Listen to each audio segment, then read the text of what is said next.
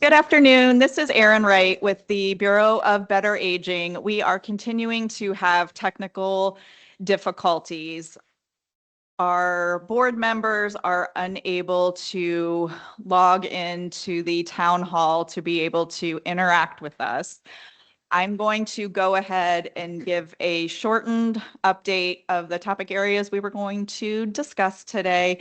And I will follow up after the meeting, but I will check my email periodically as I'm giving the update. So if you have questions as I'm going along, you can email me at erin.wright@fssa.in.gov.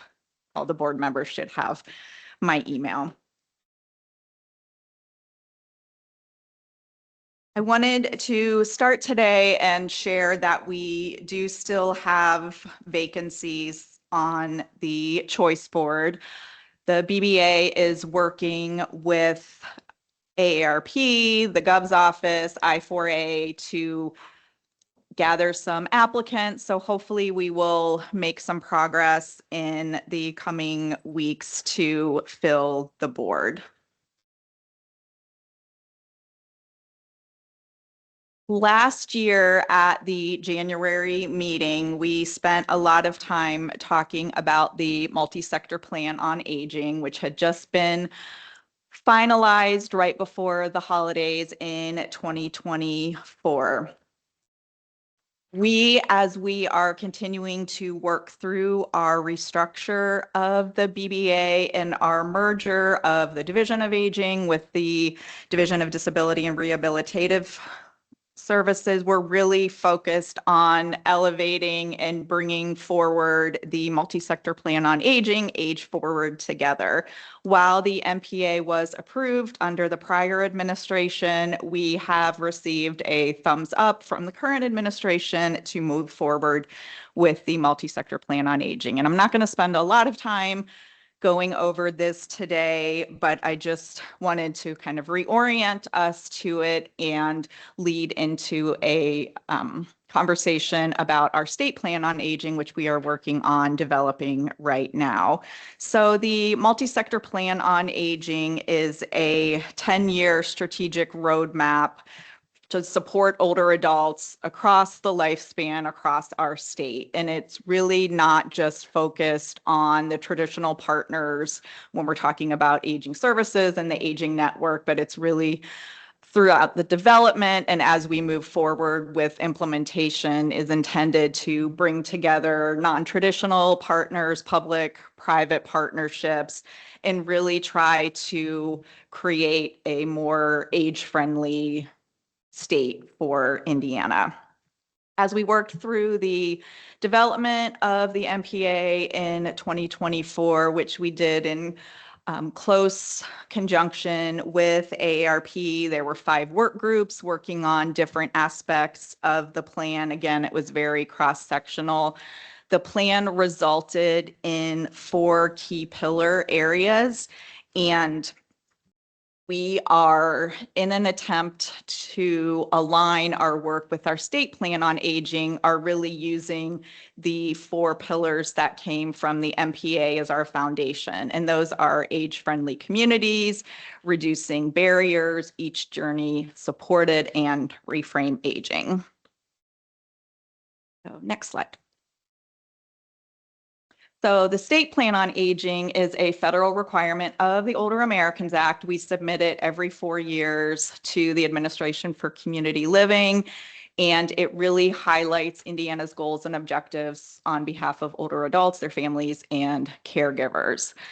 The requirements for the plan are really prescriptive. ACL has very specific, and the Older Americans Act in general, for what we need to include in the plan. A big component of this plan is reflecting our compliance with the updated Older Americans Act rule.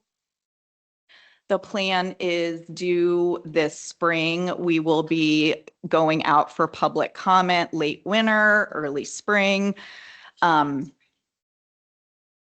As we develop the plan, I was hoping we would have some conversation today, but I'm just going to skip over skip over that part to move us along. Yeah. So, so I guess next slide.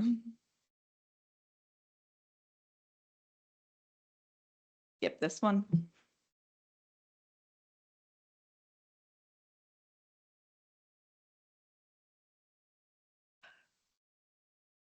So we have, as I mentioned, structured the plan, and hopefully the slides will catch up in a minute, around the pillars of the multi-sector plan on aging. And there's a whole laundry list on an upcoming slide of all of the priority areas that we have to address in the plan. All right, keep going.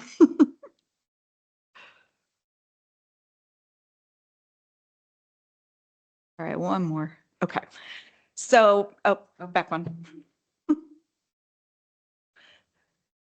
So these are all of the topic areas that we have to address in our state plan on aging via our objectives, strategies, and outcomes that we are working towards.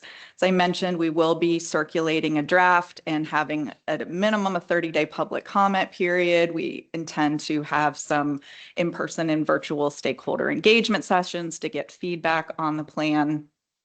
So more to come on that.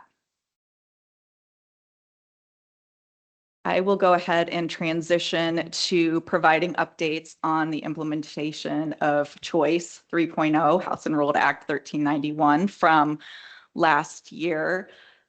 You'll recall we have had a work group meeting starting last summer talking about how we want to approach the changes in legislation to really start focusing more on prevention, Medicaid diversion, reaching folks before they have nursing facility level of care, Medicaid waiver eligibility, really even before they're Medicaid eligible.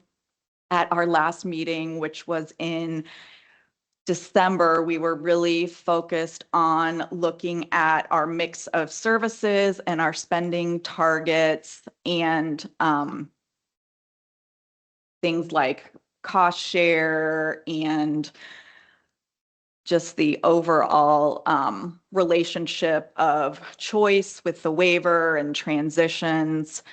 We've continued to have ongoing conversations about when the statute says not eligible for Medicaid, what exactly does that mean and how are we going to operationalize and prioritize folks based on that? Similar conversations around defining those at risk of ADL impairment and the themes of leveraging community health workers, focusing more on fall risk assessment, falls prevention. Those have continued to come up. So we are at a point that we are kind of putting things on paper, trying to capture sort of the direction that we heard through these conversations. We're planning to circulate those to the work group for feedback. And we're also starting to work on updating the grant language for the amendments for the 2027 choice grant awards. So making progress with that. Are there any, I guess, Representative Clear in particular, any questions about our progress on that? And I guess everybody too. Just in terms of the timing of the choice awards.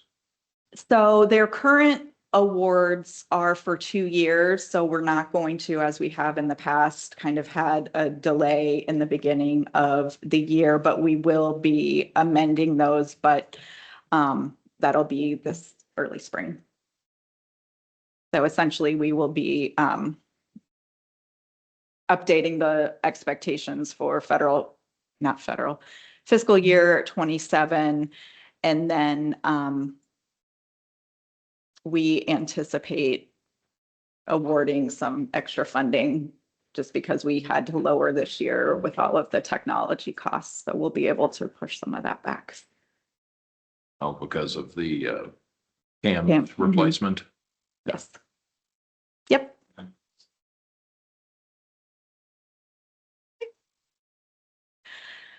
The other thing, and I talked about this at the Commission on Aging meeting this morning, part of House Enrolled Act 1391, in addition to updating the choice statute, it updated language in the Office of the FSSA Secretary section of the code, introducing a study of the planning and service areas, which essentially is the AAA map in conjunction with the area agencies. And Rebecca, you can go to the next slide.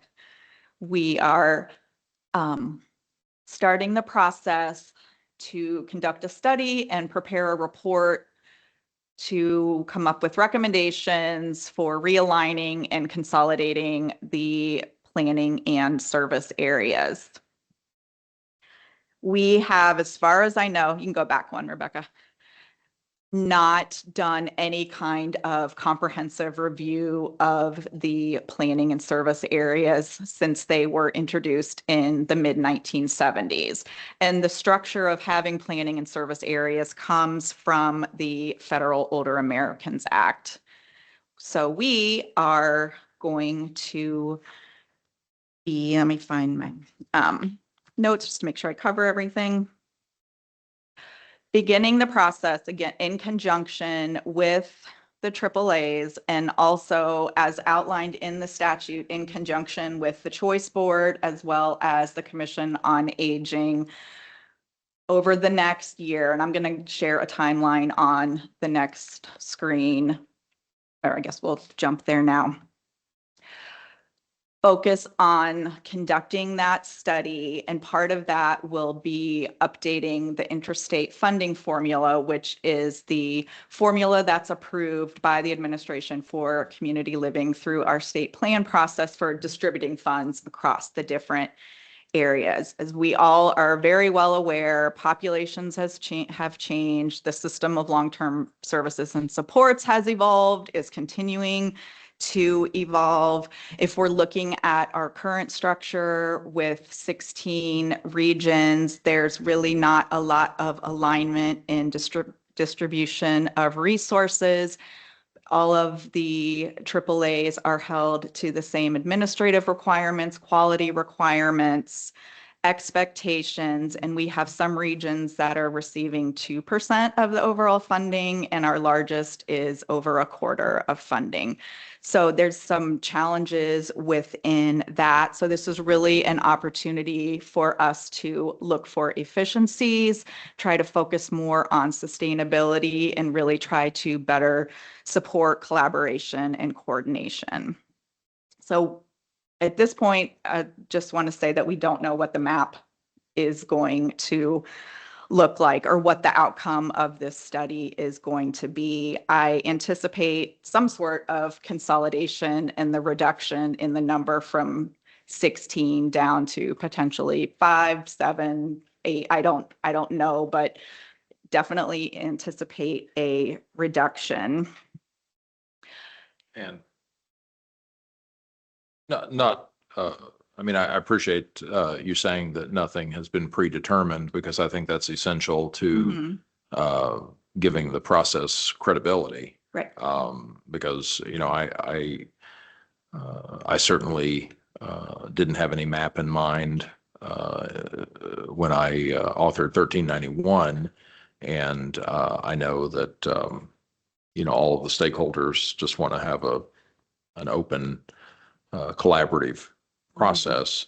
But I would, once again, in addition to talking about potential consolidation, I think it's really important to talk about realignment, because it's not just about making the areas bigger, right? It's about making sure that as other regions have changed in the state and communities have changed in size or composition or connection to other communities, that we recognize all of that in terms of realignment, not just size. Mhm. Yeah, So, absolutely. and maybe Hannah can speak to that later, but anyway, I just wanted to throw that out there. Thank you.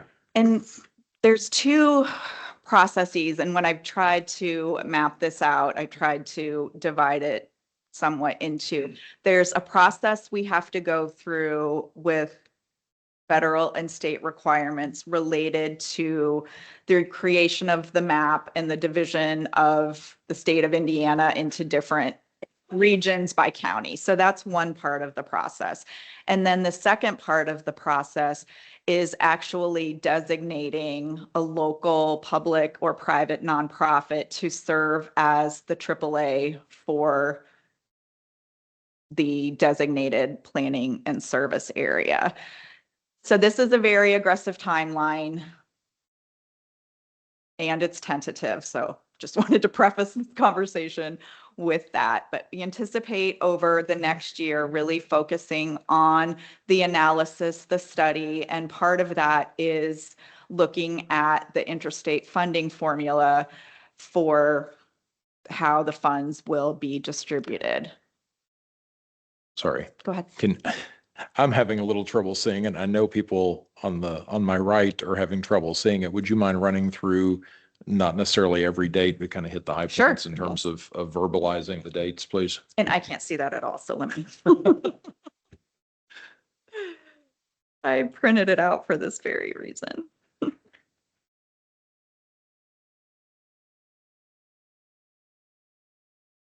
I mean, I know them, but okay. So first date, we're this month starting the conversation, kind of kicking off the introduction of we are going to go through this process, the analysis and the study of the design of the planning and service areas. Anticipate this summer, once we have some initial kind of ideas around the planning and service area designs, taking into account kind of the issues that you brought up as far as natural boundary alignments, population shifts, availability of resources, natural partners, all of that. Once we go through that, then we will start the process looking at the funding formula. And it's a population-based funding formula with different weights based on different criteria that we will get to design. Anticipate starting that process this summer. Goal is to have this wrapped up and recommendations ready by the end of calendar year 26. Then starting in calendar year 27, we will focus on stakeholder engagement and a required public comment period that's specific for the requirement for a public comment period is specific to the state plan amendment we will need to submit to ACL. Obviously, with these conversations and change, we want and need to hear from the public. Indiana code requires that if there are any changes proposed to planning and service areas in the AAAs, we have to hold a public meeting in each impacted county, and there is a 1-year waiting period before any changes can be implemented. So potentially, if the map looks entirely different and the AAA is all different, we could be holding up to 92 public in-person meetings. 92 related to this process. Everybody behind you couldn't see the look you just had on your face. So may I ask a question? When it Yeah. said up to 92 and it references impacted counties, would that mean there would be a change in how they were supported? Is that what is meant by impacted, or how is That's that? my understanding. Okay. So whether we're changing the boundaries or if we're changing, So it's that, That's- I'm Mhm. county, whatever, and I'm to a yes, whatever district that I'm impacted. yes, Okay. I wasn't sure. You and I've chatted about this, but yes. Yeah.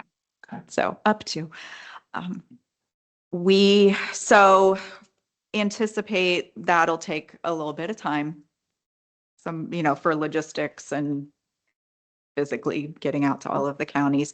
So we have that slated for kind of Q3 into probably Q4 of state fiscal year 27.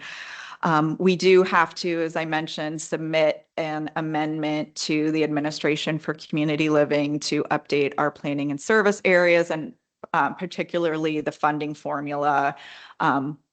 This amendment is similar actually to our state plan that we have to incorporate the public comment period, governor's signature, all of that before submission. So we have that slated for late spring of 2027.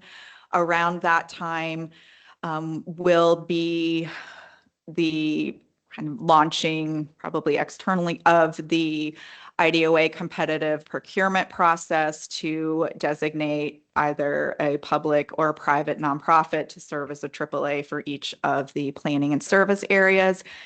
Older Americans Act requires that we give the right of first refusal to serve as a AAA to units of local government. So that's part of the process that we will incorporate.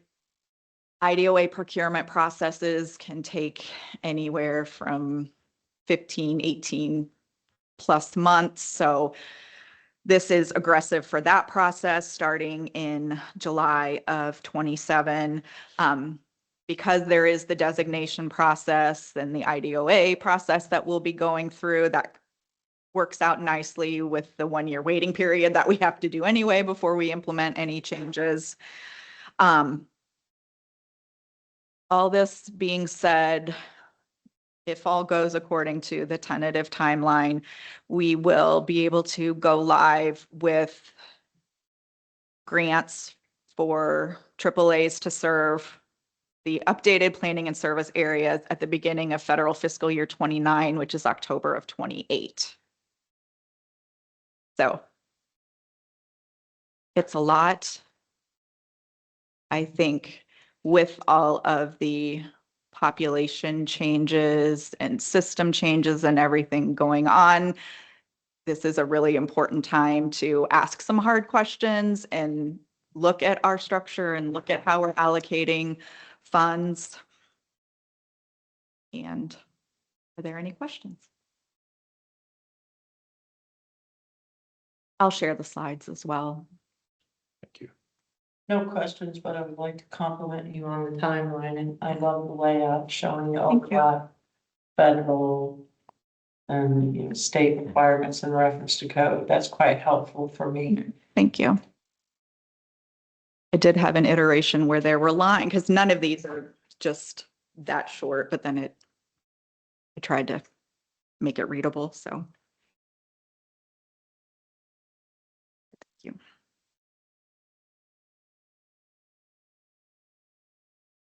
Okay, I'm going to do a quick check of my email just to make sure I don't miss anything. So.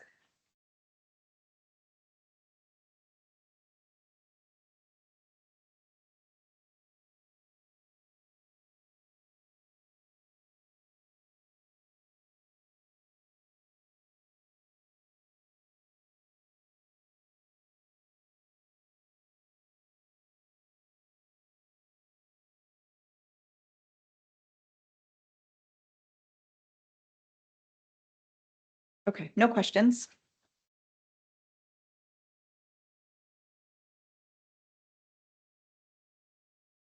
Quick update on the choice waiting list. We have 3,073 individuals as of this month. I believe I pulled it end of last week, which is a slight decrease from the beginning of the state fiscal year in July.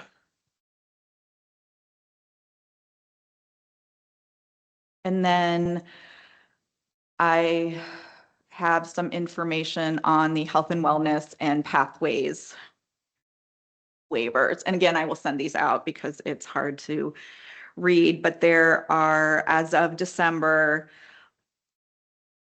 6,174 individuals on the health and wellness waiting list, and there are over 16,000 total slots.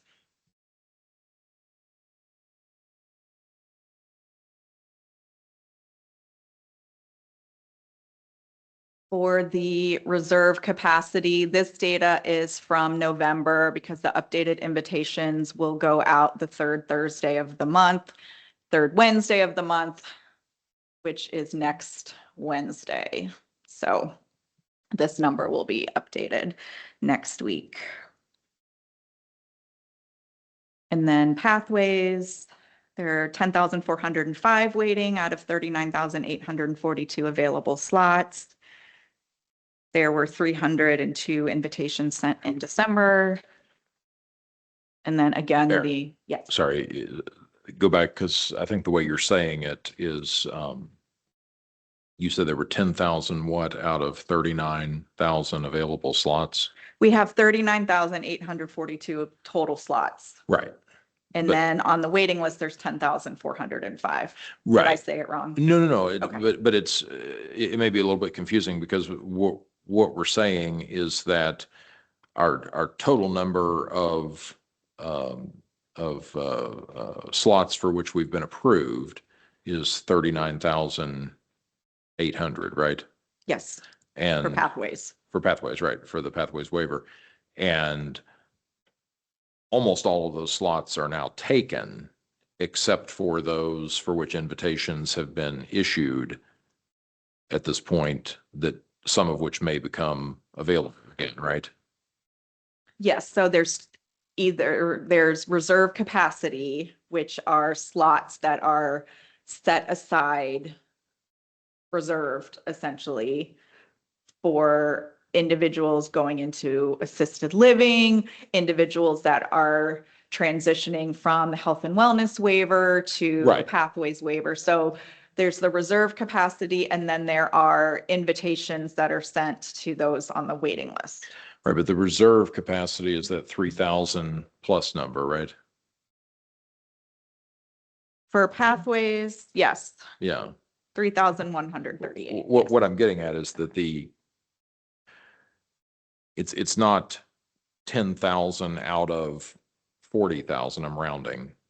It's that we actually only have, based on the reserve capacity and the outstanding invitations, we only have 3,000 plus slots that we anticipate being available and able to be used within the fiscal year, right? No. Yeah. No. So as you can see, from July to December on pathways, there were 5,096 invitations issued. So what we released in the first 2 months of the current fiscal year in July and August, released invitations to individuals on the waiting list. So let me preface. Those were the available slots. They were vacated in the prior year. Right. We started a new waiver year. I know you understand all that, but just for context for Yes. everyone. So we pushed all those out of the first 2 months so that we would get those into the system.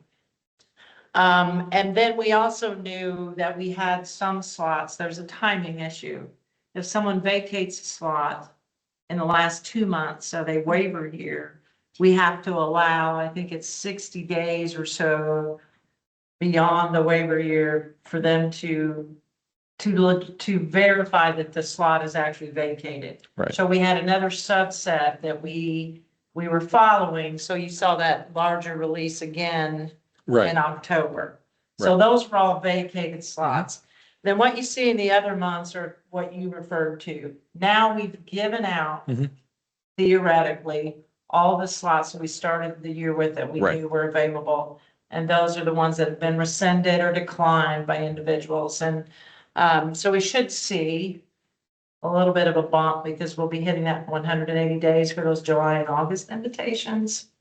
It's like next month and the following month, we'll watch that. But we also start the year, that reserve capacity, those are set aside. Those aren't available to the general. So those were in addition to the 1320 and the 1320, the 2640. So we started the year with about 5,000 or 6,000 slots that we knew were open. We'll monitor that through the year, but we hold those back. If we see, and that's why you see that tracking, like what remains, as we get closer to the end of the year, it's like, we're not gonna utilize all these. We'll push those into the system as well. But we hold those back because those folks that are in that reserve category do not go on a waiting list. If they knock on the door, they meet that criteria. As long as there are available slots, they would get one. And that's the way the waiver document is written. Right. Yeah, So I apologize if I wasn't clear. What I'm saying is that our total number of approved slots is just under 40,000, correct. 39,800. At this point, we have, if my math is correct, but like 35,000 some odd people on the waiver, Yeah, I mean, yeah, I mean, just ballpark. I'd say 35 and 36 that have been assigned a slot, yes. Right, right. Yes. And the rest represents the 3,000 plus reserve capacity. Or And- they're either in the queue or, yeah. Yeah, and the invitations that have been issued but not accepted, some of which will cycle back. And then it's a diminishing cycle. So when 100 invitations cycle back and you invite 100 more people, some percentage of those 100 accept. Percent cycle back, right? Yeah. So out of, in my 100 example, 40 of the new invitees accept, 60 ultimately cycle back again, Right, and then there's. and then it's 40, 60. So it's throughout the year, Yeah. it's going to be diminishing, Yeah. right? Are we still on the 180 days or is that reduced now? Okay, still 180. Now, So- the other factor to your point is if you, the next slide, the reserve capacity. Mhm. Now that, we're midway through, we'll continue to assess. The slots that are available as we move through the year, those will be pushed into the system at some point. Right. So if we get to May or June, it's like, oh, we're not gonna use these. We'll put those out for what I would call general. Yeah. Wait list. So those are Yeah. available in the system. Yeah, you're hoping to end the fiscal year with few or no, Yeah. we Open want to slots, right. Give out all. Exactly. Provide all the slots. Right. Yes. but my point, which I apologize, I've taken so much time now to make, is that it's not 10,000 out, when we talk about the waiting list, it's not 10,000 out of 40,000. It's that we have 10,000 people in addition to the 36,000 who are on the waiver. So, Yeah. yeah, so our total universe, our total population of people who, could be on the waiver and in most cases would like to be on the waiver is closer to 45,000. Well, I Than would say. 40,000. And looking at, and I can, Pathways is the one I Right. can really lean into more. We have stayed consistently around a 40 to 50%. And a lot of it is people decline the invitation. They're not Medicaid eligible. I don't mean waiver functionally eligible, not Medicaid eligible. And other reasons, they may have moved out of state, whatever. So I would look at that 10,000 and say 50, probably 50%, right? Yeah. Yeah, but yes, you are absolutely correct in your logic. But there are always more people also. I mean, Right, they're always gonna be. Coming on. I mean, that's the nature. And then every year, we're starting to get a handle on what's the churn too on Pathways, so, right. you see those slots vacated too. Right. So trying to factor all that in, you're absolutely correct. But what I'm getting at from a fiscal and policy standpoint is that ultimately there's going to have to be an acknowledgement and a decision regarding what our capacity should be, because with both Pathways and Health and Wellness, not to mention the other HCBS waivers, we clearly have unmet need. I would say demand is exceeding current capacity, yes. Right. Yeah, I can't make an assessment on the other part of it, but yes, I would agree. No, I'm not asking you to make an assessment. I'm just, I mean, for the benefit of folks who are listening and paying attention, to what's going on, I think at some point, there's going to have to be a legislative discussion and a discussion with the administration about where we go from here, because, the next budget session is less than a year away now. And, this cycle will keep repeating itself unless we address the unmet need. I think the waiting list has given us as a stage a tool that good, bad, and differently pre-pathways, pre-Medicaid forecast variants did not exist. So we actually had no idea at any given time how many people were waiting, were in the pipeline, were not being, did not have access. So it has given us data as a state that we've previously not had, to your point. So yes, I would agree. It is a critical piece of any decision making. Whether that's within my scope or beyond that. So it's been helpful as we continue to drill down into it. Well, I appreciate the conversation, and I'm sure there are folks online who appreciate all of your explanation of how it all works and how the pieces fit together. Trying to understand all the Well, there priority versus reserve capacity and there are a lot of pieces. Yes, there are. Yeah, thank you. Thank you. The next slide just has the link to where this information is on the website.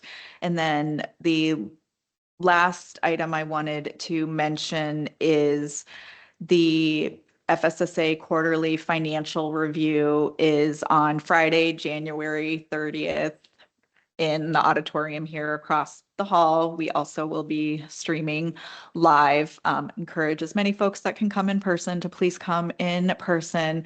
Currently, DDARS is scheduled to present at 1:30, but that is subject to change. And we will be sharing information on the timeline for the planning and service area process. So we'll be talking about that then as well. Okay. And there it's going to be featured. One of our highlights within our presentation. Okay, I will turn it over to Hannah.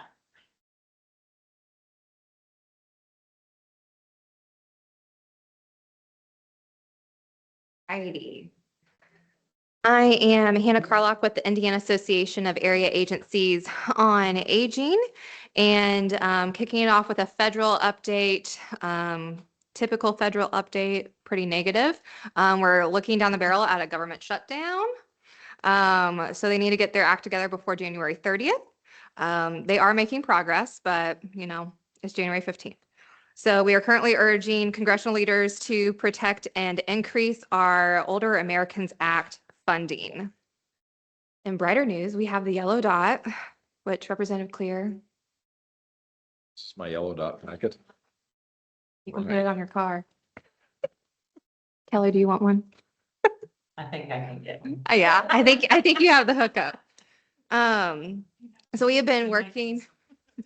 You might know a few people, but we have been working with the Bureau of Better Aging and AARP to implement the yellow dot. And so we actually have the yellow dot packets. You can go to your area agency on aging or your BMV location to pick one up. It is free of charge. It includes the yellow envelope as well as a sticker to put on your car, information, instructions on how it works, as well as the informational sheet that you put back into the envelope and then in your glove box of your vehicle for first responders. We are encouraging folks to utilize pencils so that they can make changes and update it as their health changes over time. And so we greatly appreciate the partnership of AARP and the Bureau of Better Aging. The Bureau of Better Aging is also working on an informational webpage, and that should hopefully be good to go within the next few weeks. It's all designed. It just needs to actually, IT stuff. We're having issues today. So just actually needs to be put in place. And once we have that, then that will be made public. And not only will I4A, but AARP will be sharing that out as well. So Hannah, Yes. may I ask? Yes. You know, sometimes I'm just devil's advocate, but so are there plans with Yellow Dot for educating first responders? Mhm. What, and would you mind sharing Yeah. any of that? Of course, happy to. So actually, Amber Marr with AARP, she's sitting right here in the front row for everybody online. We have been working with not only the Bureau of Better Aging, but we also have been working with the Firefighters Association because they speak first responder. And so we have been putting together communication. They have been looking it over to make sure that we're utilizing the same terminology and all of that fun stuff. So that should be going out hopefully by the end of the month to all first responders so that they know that this is a thing and to be looking out for in the communities. Good question. Well, thank you. Yes, and Amber sits on the EMS commission, so she's going to be also utilizing her role there. And the two of you have traveled a few miles. Yeah, They have. yeah, Yes, yes. So we have been to every area agency on aging in the state. I love it. Yeah, It's So- been a lovely partnership. yes, Yeah, public. Yeah, it really has. yep. So teamwork makes the dream work. So yes, it's been great and it's finally up and running. So we're very excited about that. Legislative session, we are now in the midst of it. The governor gave his State of the State address last night, and some of the big initiatives are affordability for housing and utilities, which are agenda items.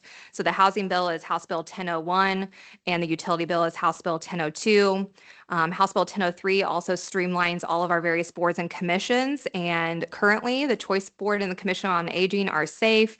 So they have not been axed in the bill and we can continue meeting. But that is House Bill 1003. House Bill 1029 passed out of committee this week and was actually up for full review in the House today and will be hopefully voted on and passed out next week. And this is a bill requiring the Department of Health to work with the Alzheimer's Association, other partners on Alzheimer's and dementia education. The AAA's work as dementia care specialist. So we are looking forward to future partners to help implement House Bill 1029 if it makes it to the governor.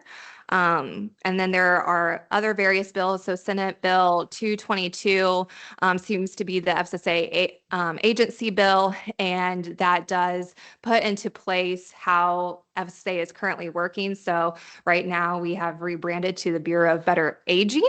And so that makes it official in state statute within Senate Bill 222, just to make it all legit and functioning within the state entity.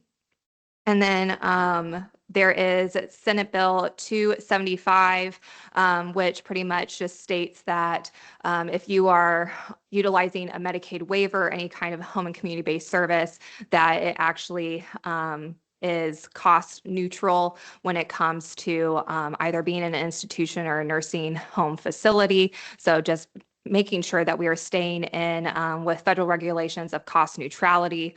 And there's a lot of other just, I would say, fiscal cleanup things around FSSA, especially Senate Bill 1, that keeps us in line with federal regulations and keeping things more cost effective. So Senate Bill 1 is really focusing on our safety net programs like SNAP and so making sure that Hoosiers are all legal citizens of the United States. And that's Senate Bill 1 to receive any kind of SNAP safety net program benefit here in Indiana. And then Representative Clear, do you want to give a little preview of the bill that you're working on with the ARC? Yeah, I can. Before I do that, Senate Bill 1, just to be clear, aligns with the reconciliation bill, HR 1, but also goes further than HR 1, correct? Correct, it does. And then Senate Bill 275, you mentioned, among other provisions, I don't think you mentioned this, but it would reduce eligibility, right? It would, yeah, it narrows the door. Yeah. So Just want folks to be aware of that. It's got a lot of other language in it, including language about the estate of a Medicaid recipient and the amount of time the state would have available for recovery, the current 120 days following the Medicaid recipient's death would be stricken. Mhm. And it allows FSA to reduce the rate for reimbursement rate for home health. Yeah, yes. Anyway, 1012, House Bill 1012, as Hannah said, I'm working on that with the ARC of Indiana and lots of other stakeholders. And it does a lot of things, but I'll mention two of the most significant as far as families, individuals and families are concerned. One, first of all, the bill is all about increasing transparency and accountability, and that's transparency and accountability for all stakeholders, consumers, providers, and the state. And it would require FSSA to start providing a monthly statement to people who receive Medicaid so that they and any other responsible party, a legal guardian or family member is aware of services that are being billed on their behalf and can flag anything that is not consistent with their care plan or services they haven't received. And then we talked about waiting lists. There's also I talked about the care plan. I guess that's more from the provider requirement, but we just want to make sure that folks are receiving the services they're supposed to be receiving, that everyone knows what services are being billed, and that everything aligns so that the services that are being provided align with their care plan, and then the services that are being billed align with what's actually being provided. But the second provision that is really important for families goes to the heart of the discussion about waiting lists, because we have more than 4,000 individuals who are on the waiting list for the Tom left. FSW. Well, I was going to say, I think, is that just FSW? Yeah, because that's obviously not health and wellness. Yeah. Anyway, we want to create a fund that would take the difference between waiver budget. So if an individual has had, example I was using earlier is $22,000 budgeted under the FSW waiver, and they only need $16,000 of that money in the year, then the $6,000 difference would go into this fund. We're calling it an assistance fund. And that money would be available to provide one-time services and supports for people who are on the waiting list. So that could be an assistive device or respite care to help support the family, or caregiver training, or any of a number of other things that would be limited or one-time services and supports to help bridge from the waiting list to waiver, try to provide what we can in the interim to prevent as many people as possible from having to go into institutional care because they aren't receiving the home and community-based services they need to continue to live in a home or community setting. So thanks for letting me explain that. It came out of the Public Health Committee unanimously on Wednesday. No, today's Thursday, Tuesday. and was recommitted to Ways and Means. So the Ways and Means Committee is looking at the fiscal pieces of that bill. And hopefully we will be able, we'll receive a hearing in Ways and Means and be able to move the bill to the House floor sometime here in a week or so. So thank you. Wonderful. Then on Monday, I4A had our day at the State House. So AAAs were able to come to the State House and meet with their legislators. And we also presented our legislative award to Senator Good. Senator Good worked with Representative Clear last year and was our champion in the Senate on House Enrolled Act 1391 that Erin was just referring to in her presentation. And so it's great that we're, starting to build a roster of folks that understand what an area agency on aging is, what the choice program is.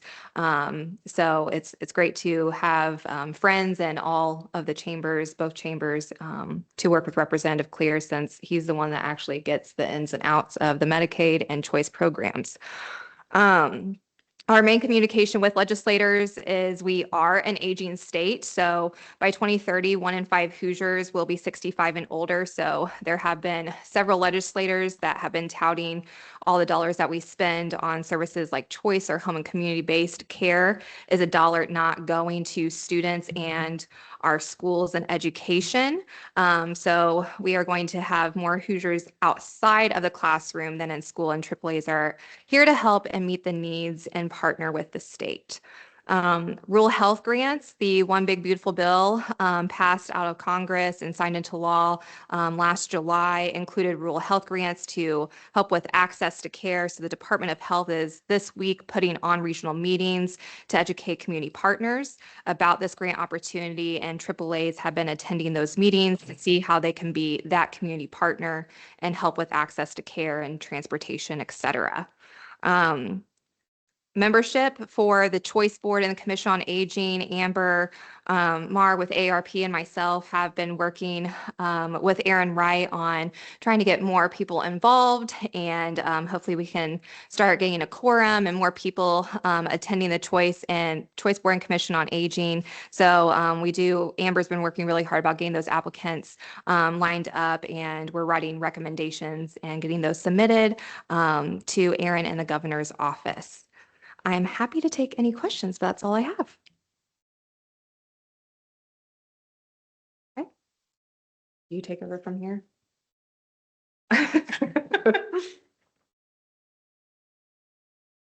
Are there any other comments or topics to bring forth before we adjourn?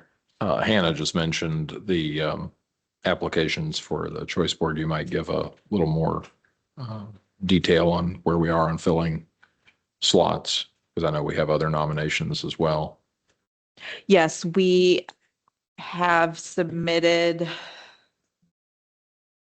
at least one, perhaps two. We have 7 vacancies, as I mentioned earlier. So we have 1, possibly 2 currently pending. We've had 1 choice board member that was recently reappointed whose term had expired. And then the remainder, we're still waiting for applicants. Sorry, you did talk about that earlier. Yeah. Okay.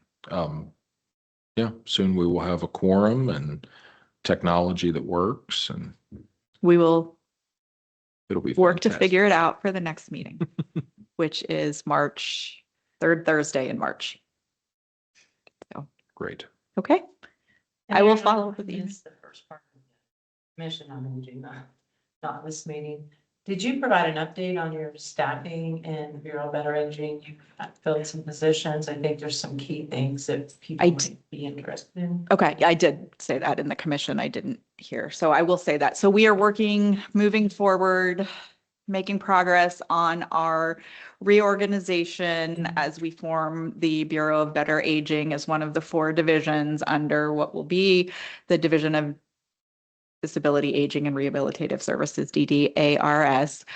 Currently recruiting for 3 members of the leadership team. We have a new ADRC manager on board. Rebecca McLaren on my team has been promoted to the HCBS director. We have a new contracts and claims manager coming on board. Deb Igleski on my team is now overseeing a provider and vendor relations team. So we are making progress, and mentioned at an earlier meet, I can't remember when, at some point I shared that we have created a strategic plan, and a big focus of that plan that we're prioritizing is working on establishing policies and procedures internally and trying to figure out, as we are moving into this new structure and trying to really focus and better support our programs and services, what that's going to look like. So we're making progress. And hopefully at the next meeting, we'll have some new folks, additional folks to introduce, both board members and BBA staff. So yeah, thank you for bringing that up. We have a new nutritionist that works with our nutrition programs as well as our health promotion program starting next week as well. So we'll be introducing a lot of new folks and new roles that previously didn't exist. So pretty excited about that. Yes.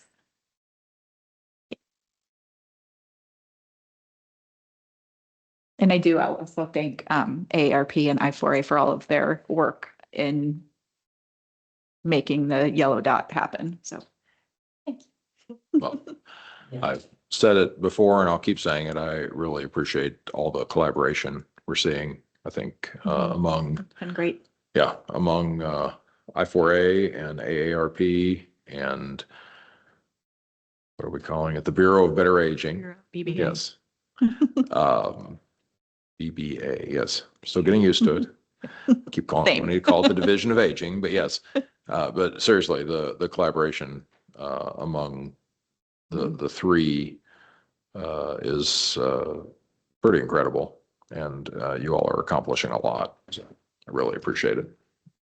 And I know I'm not alone in my appreciation. I've heard a lot of good things. Heard a lot of good Thank you. things, and there are a lot of people all around the state who are noticing and great. paying attention. On that note, I will adjourn the meeting. Thank you. Thank you.